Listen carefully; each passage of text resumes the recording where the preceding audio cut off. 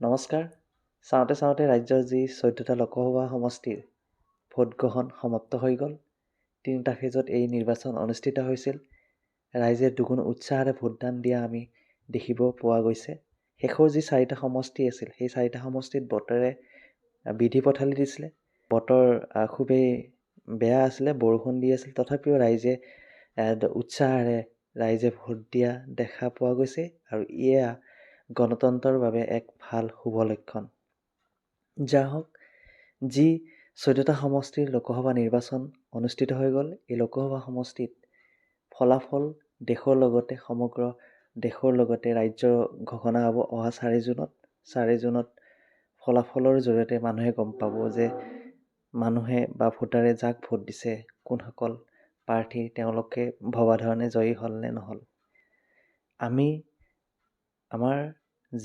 মোৰ যি প্ৰিডিকশ্যন মতে মই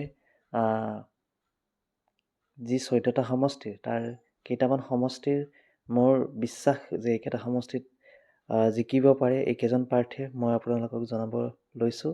যদি চাওঁ আমি কাজিৰঙা সমষ্টিত কামাখ্যা প্ৰসাদ তাছা বিজেপিৰ যি প্ৰাৰ্থী, তেওঁৰ জিকাৰ পূৰ্ব সম্ভাৱনা আছে মোৰ প্ৰিডিকশ্যন মতে। তাৰপিছত লখিমপুৰত প্ৰদান বৰুৱা আৰু উদয় শংকৰ দুয়োটাৰ খুবেই তুমুল এখন যুদ্ধ হৈছে দেখা পোৱা গৈছে। যদিওবা ইয়াত প্ৰদান বৰুৱা জিকাৰ সম্ভাৱনা মোৰ মতে আছে। তাৰপিছত আমি যদি চাওঁ কৰিমগঞ্জত বিজেপিৰ যি কৃপানাথ মল্লাৰ সম্ভাৱনা খুবেই আছে ইয়াত জিকাৰ। কিয়নো যিহেতু কংগ্ৰেছৰ পৰা এজন সংখ্যালঘু প্ৰাৰ্থীয়ে দিছে, কিন্তু যি অতীতৰ যি ৰিজাল্ট আছে, সেই ৰিজাল্ট চাই পেলাই তাত AIDFৰ প্ৰাৰ্থী এবাৰ ভাল দিছিলে। AIDFৰ ছেকেণ্ড ৰানাৰ্ছ আপ হৈছিলে তেখেতো, কিন্তু বঙালীৰ প্ৰাৰ্থী আছিলে। চ' সেই হিচাপত চাব গ'লে কৰিমগঞ্জত মোৰ দৃষ্টিভংগীৰে কৰিমগঞ্জত কিন্তু সকলো দিশ চালি জাৰি চাই তাত কৃপানাথ মাল্লা জিকাৰ সম্ভাৱনা আছে। তাৰপিছত আমি যদি চাওঁ ধুবুৰী সমষ্টিত আজমলৰ যি সমষ্টি আছিলে, আজমলৰ যি দুৰ্গ আছিল, তাত কিন্তু আজমল পৰাস্ত হোৱা দেখা পোৱা গৈছে। তাত তৃতীয় যি প্ৰাৰ্থী, সেই প্ৰাৰ্থীৰ তালিকাত আমি দেখা পোৱা গৈছে। ধুবুৰীত ৰকিবুল হুছেইন জিকাৰ সম্ভাৱনা আছে।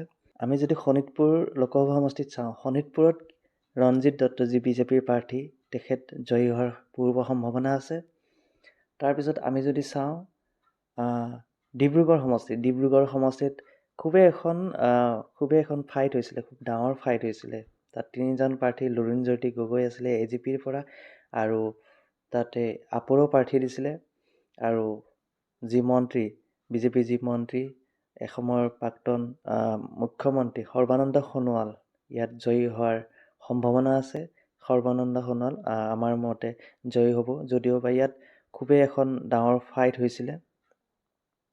কিন্তু ইয়াত লুৰিণজ্যোতি আৰু আপৰ প্ৰাৰ্থীজনক পিছ পেলাই সৰ্বানন্দ সোণোৱাল জিকাৰ সম্ভাৱনা আছে।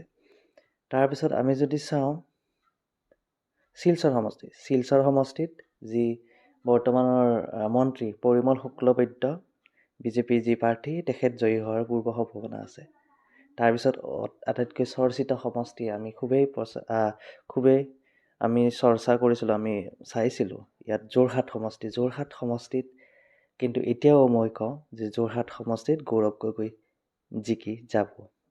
তাৰপিছত যোৰহাটৰ পিছতে চৰ্চিত সমষ্টি হৈছে গুৱাহাটী সমষ্টিত কোন যাব এতিয়াও ক'ব পৰা নাই, কিন্তু ইয়াতে মীৰা বৰঠাকুৰে কিন্তু ভবাতকৈ বেছি ধৰণে ফাইট দিছে। মানুহৰ মাজত মীৰা বৰঠাকুৰৰ যি প্ৰচাৰ, মানুহৰ মুখত যি মীৰা বৰঠাকুৰৰ নাম, সেইমতে কিন্তু মীৰা বৰঠাকুৰ গুৱাহাটীত ফাইট দিছে। কিন্তু ইয়াত 50-50 আমি 50-50 বুলি ক'ব পাৰোঁ যে ইয়াত বিজুলী কলিতা বা মীৰা বৰঠাকুৰ জিকাৰ সম্ভাৱনা দুয়োজনীৰ 50-50 আছে। বৰপেটা সমষ্টিত একমুখে ক'ব লাগিব ফণীভূষণ চৌধুৰী, তেখেত জয়ী হোৱাৰ সম্ভাৱনা, তেখেত জয়ী হ'ব। এয়াই আছিল আমাৰ প্ৰিডিকশ্যন মতে লোকসভা সমষ্টিৰ যি কেইটামান 14টা সমষ্টিৰ কেইটামান সমষ্টিৰ কোন জয়ী হোৱাৰ সম্ভাৱনা আছে সেয়া আপোনালোকক জনাইছোঁ। আৰু এই প্ৰিডিকশ্যন সঁচা কিমান দূৰ সফল হয় সেয়া 4 জুনত সকলোৱে দেখা পাব। ধন্যবাদ, শুভৰাত্ৰি।